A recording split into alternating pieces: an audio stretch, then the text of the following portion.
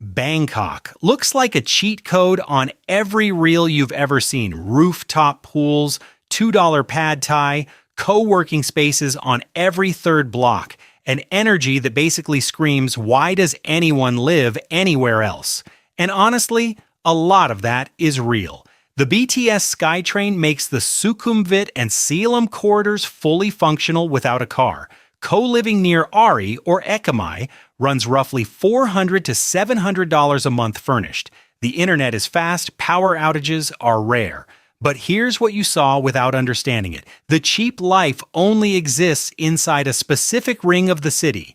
One neighborhood outside that ring and the logistics collapse. You're not in walkable Bangkok anymore, you're in sprawl Bangkok. And those are two completely different cities. The hidden lever used to be border runs. Hop to a neighboring country, reset your tourist stamp, repeat indefinitely. That era is over. Thailand's destination.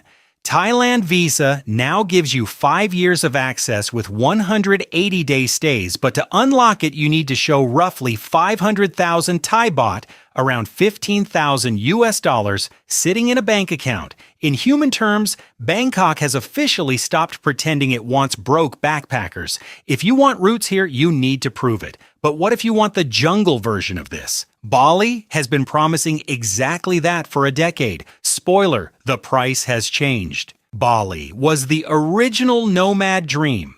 Rice terraces, villa Wi-Fi fast enough to run a Zoom call. A lifestyle that used to cost around $800 a month if you knew what you were doing. You've seen those photos 1,000 times. What you didn't understand is why it ever worked that way and why it's quietly stopped. The hidden lever was always the visa gray zone. Most nomads arrived on tourist visas with extensions, legally ambiguous, widely tolerated, nobody really asking questions. That's increasingly scrutinized now, and meanwhile, the market caught up with the demand. A Canggu villa with a pool that once listed around $800 a month now typically runs $1,000 to $1,800 on short-term platforms, and that's before the mandatory scooter because there is genuinely no other way to move. Traffic in Canggu during peak hours is gridlocked, full stop. That infinity pool photo, there's a 40-minute exhaust-flavored scooter commute attached to the back of it that didn't make the frame. The twist is that Bali still works, but only if you commit. Lock a 6-month lease, treat it like a base, and the value holds up. Go month to month and you're paying close to Thai island prices for Indonesian infrastructure. One country north and slightly east, there's a Vietnamese city that figured out the infrastructure Bali never bothered with. Da Nang doesn't get the hype, which is almost the whole point. Beachfront city, more modern than you'd expect, priced at roughly half what you'd pay in Hoi An, 20 minutes down the road. The hidden lever is structural. Da Nang has had significant government-backed infrastructure investment that makes it unusually functional for its price tier. Vietnamese e-visa gets you 90-day stays with relatively straightforward renewal options, fiber internet is widespread, and one-bedroom apartments near My K Beach frequently list at $350 to $550 a month. Here's the detail you've seen without understanding it. Da Nang might be the only major nomad hub in Southeast Asia where the beach, a co-working space, and the international airport are all within a 15-minute ride of each other. That's not a coincidence. That's planning. The twist, though, is social. Da Nang has less international community infrastructure than Bangkok or Bali, so if your work runs on a network, you'll feel the silence. Remember that. If Da Nang is the underrated one, Chiang Mai is the one that started the whole conversation, and it's been through something. Chiang Mai, the original nomad city, $600 a month life. Night Bazaar, Niman Road, co-working, the blueprint everyone else copied.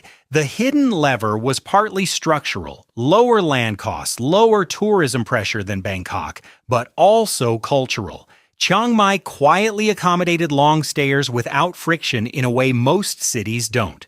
Studios near Niman still run roughly $250 to $400 a month. The nomad crowd has stratified toward older and more established residents, and the quality-to-cost ratio is still genuinely hard to beat globally. But here's what the throwback cheapest city on earth posts always skip: The burning season, February through April, agricultural burning across northern Thailand pushes air quality to levels that are genuinely hazardous by any reasonable measure, not a bit smoky, actually hazardous. Chiang Mai is a 9-month city. That's the real constraint, and most content just ignores it entirely. Cross to Latin America, and there's a city in Colombia that spent a decade rebranding from dangerous to desirable. The rebrand worked, mostly. Medellin pitches eternal spring climate, insane cafe culture, a transformation story that genuinely happened, and a lifestyle that often runs around $1,000 a month. But you've seen the cable car photos over the hillside neighborhoods and probably thought, cool tourism infrastructure. What you didn't see is the actual lever. That metro and cable car system is what makes Medellin's hillside comunas livable for the middle class. Without it, those neighborhoods are isolated. It's the same infrastructure that lets a Colombian family live 30 minutes uphill and actually commute to work every day. For nomads, El Poblado is the obvious cluster, but it's become increasingly expensive and bubble-like. You're paying Miami prices inside a Colombian city. Laurel's is the local answer. Cheaper, more authentic, walkable. Security has improved massively by historical standards, but petty crime in tourist zones remains a real and current consideration. The twist: Medellin rewards the people who go one layer off the tourist track. Stay in El Poblado forever, and you've missed the whole point. Now Europe, one city got so famous for nomads, it basically accidentally priced out its own residents. You already know which one. Lisbon, EU bus, NHR tax regime, trams, pastel de nata, the dream soft landing for Americans and Brits escaping their home cities. The hidden lever was Portugal's non-habitual resident tax regime, roughly 20% flat income tax for 10 years, which made Lisbon structurally attractive to high earners, not just lifestyle nomads. That regime has since been reformed and tightened, but the city is already transformed. Long-term rent in central Lisbon has reportedly risen sharply. The D8 digital nomad visa requires proof of income at around 3,680 euros a month as of 2026, and the city that used to be cheap Europe is no longer cheap Europe. You saw the golden hour tram photo. You didn't see that Lisbon's affordability was always on a timer and the timer expired. It's still an excellent city if you earn $5,000 or more a month and want a genuinely functional EU base. For the $2,000 a month nomad, do the math first, because the math does not do you any favors. But there's a city in Latin America with European architecture, the same cafe energy, no EU bureaucracy, and still genuinely strong purchasing power. Mexico City is having its moment. Mexico City. Condesa and Roma neighborhoods have exploded. The food scene is world-class. A well-located one-bedroom runs roughly $700 to $1,200 a month, and direct flights connect to almost everywhere. Here's the lever most people are missing right now. See, the assumption of an automatic 180-day tourist entry is increasingly unreliable. Mexican immigration has been actively issuing much shorter stamps to people who look like remote workers, sometimes as short as 7 to 30 days. In human terms, if you show up with a laptop bag and a Notion open on your screen, you might get a month. The real move is securing temporary residency before you arrive, which requires proving income above roughly $4,000 a month. Do that, and you're accessing one of the best purchasing power gaps in the Western Hemisphere. Skip it, and the visa math breaks fast. The altitude at 2,240 meters also genuinely hits people for a week or two. Not dramatic, but real. And the bubble is geographically small. Condesa, Roma, Polanco feel safe and functional. Step outside that zone and the experience changes sharply. And then there's the wild card.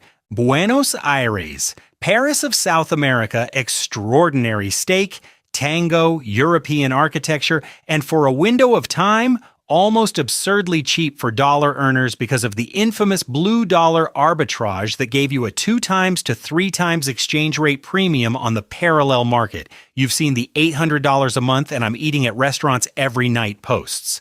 What you didn't see is that the gap between the official and parallel rates has shrunk to nearly nothing, which means that massive discount is effectively gone.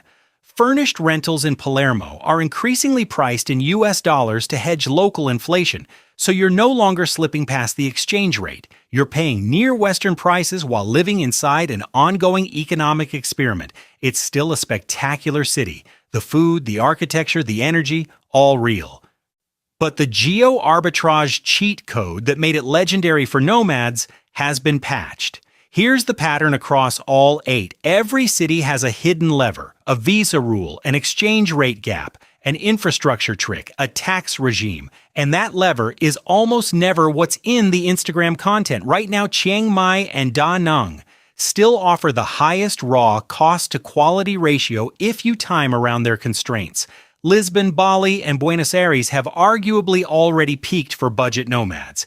If you made it to the end of this, you actually care about the mechanics. So go look up the visa rule for whichever city just hit different, because I promise the official documentation is more interesting than the real. Like and subscribe if you want the next breakdown.